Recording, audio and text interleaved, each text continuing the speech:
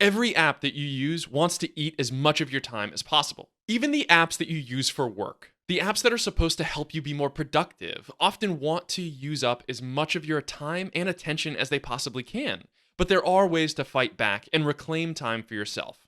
Hi, I'm Tom from XRay.tech, the workflow company. At XRay, we help people build time-saving workflows with no-code automation, AI, and other easily accessible tools. If you'd like to see more videos about optimizing your time every single week, be sure to like this video and subscribe to our channel. Today, I'm going to talk about how we at XRay are helping knowledge workers to reclaim their time, and how you can start using your apps more efficiently today. First, let's talk about why these apps want to take up all your time in the first place. When it comes to social media, entertainment, or other general purpose apps, the motivation is pretty clear. They want to turn your views into advertising dollars. The more time you spend scrolling, the more money the app owner makes from advertisements. Generally speaking, if the app is free, you're the product.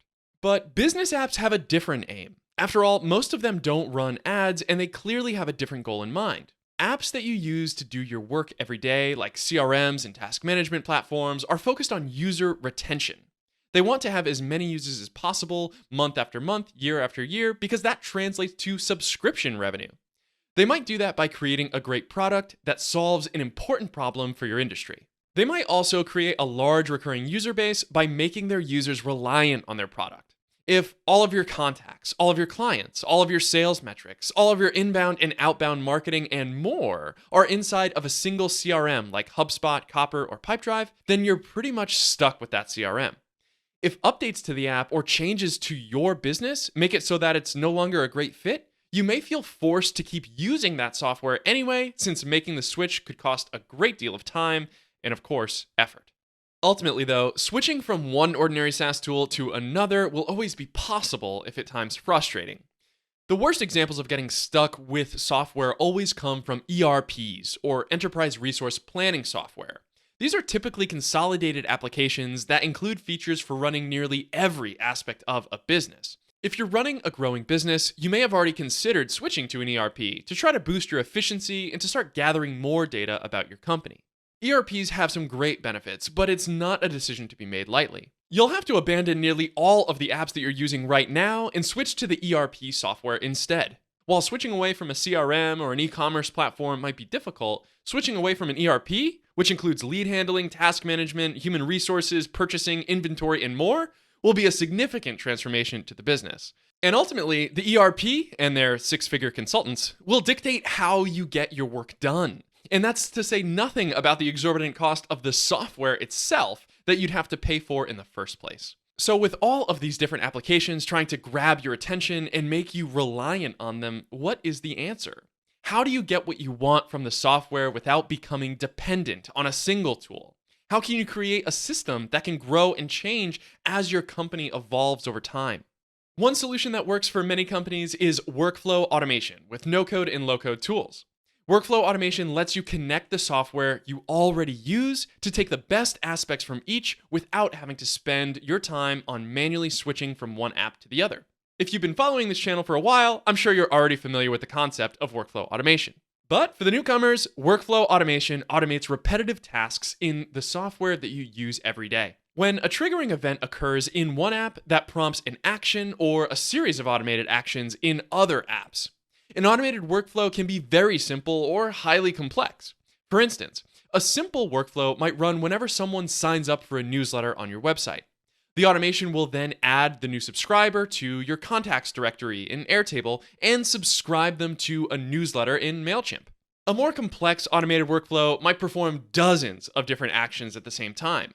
For example, you might have an onboarding workflow that triggers whenever a deal is marked as closed won in your CRM.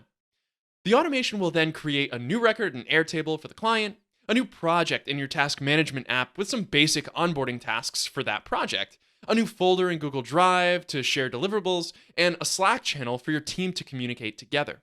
It could also send a welcome email to the client with a scheduling link for a kickoff meeting and a form for them to fill out so you can get some basic information. All of this could happen with the click of a button or the e-signature on your contract. Automated workflows can be built in thousands of apps, really anything with an API. And automation in these apps come in two different forms. First, you have native automations built into the app as an added feature.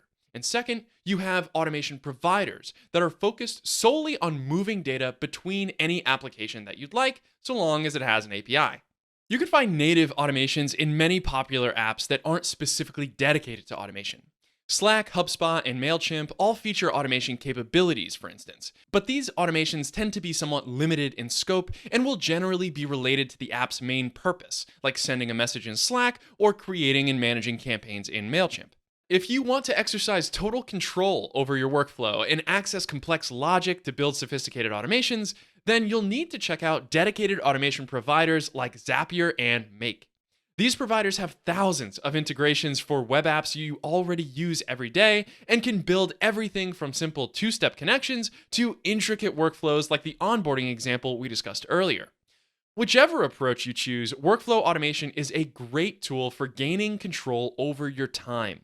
It lets you define your processes as efficient, repeatable tasks. Instead of opening up MailChimp, HubSpot, and other apps to add a new contact, where you may easily get distracted with all of your campaigns, analytics, and other data, you can just fill out a brief new contact form and use an automation provider to push that information to all of the relevant apps. You can spend 1 minute focused on completing that form and then get right back to what you were doing.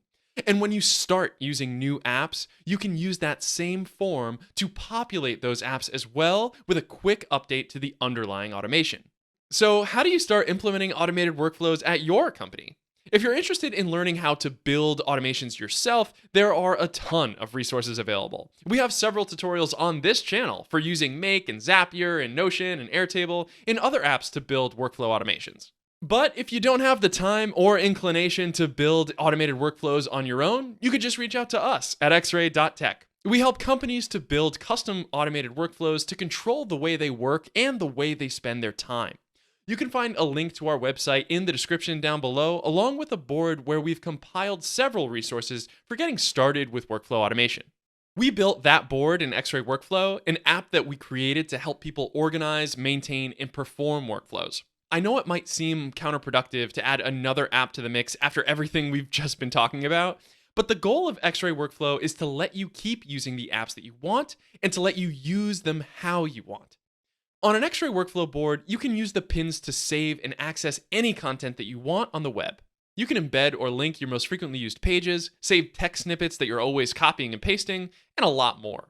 With XRay Workflow, you can curate the perfect workflow that lets you maintain focus from start to finish. You can include app embeds for the specific tables, pages, and views that you need to perform a specific workflow and ignore the rest. You can create stitches from several pins to build practical walkthrough guides. The step-by-step documentation will be presented right alongside the apps where you actually perform the task. Building stitches for your processes is a great way to refine your workflow and even delegate it to someone else. Saving your workflow in a stitch even allows you to train someone new, since you've documented the entire process step by step. And by gathering all of the resources you need for each task in a dedicated stitch or a board, you can reduce all of the time and focus you lose every day from context switching. Most importantly, everything you curate is shareable with your team. If you'd like to try out XRay Workflow, just go to xrayworkflow.com. XRay Workflow is currently in beta and is totally free to use.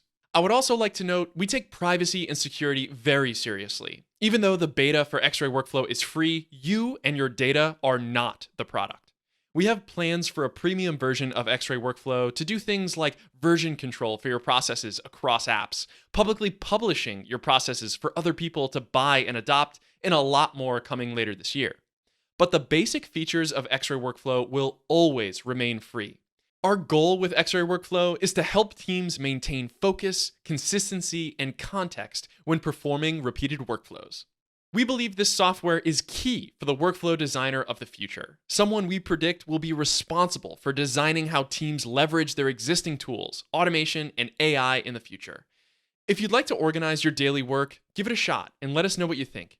Our team is always working to make XRay Workflow a better experience for our members and users, and your feedback is extremely valuable to us. It's always a struggle to stay productive in a world where every app wants your attention. But with workflow automation, you can carefully design the ways that you want to work to avoid wasting time in your software. Start exploring tools like Zapier or reach out to XRay today to get started. If you've enjoyed this video, like and subscribe for more automation tips every single week. If you'd like to learn more about no-code and low-code automation, you can follow us on LinkedIn, Twitter, or Facebook, and you can find all of our content on our website at xray.tech. You can check all of those links in the resources board down below, and as always, don't forget, keep the flow.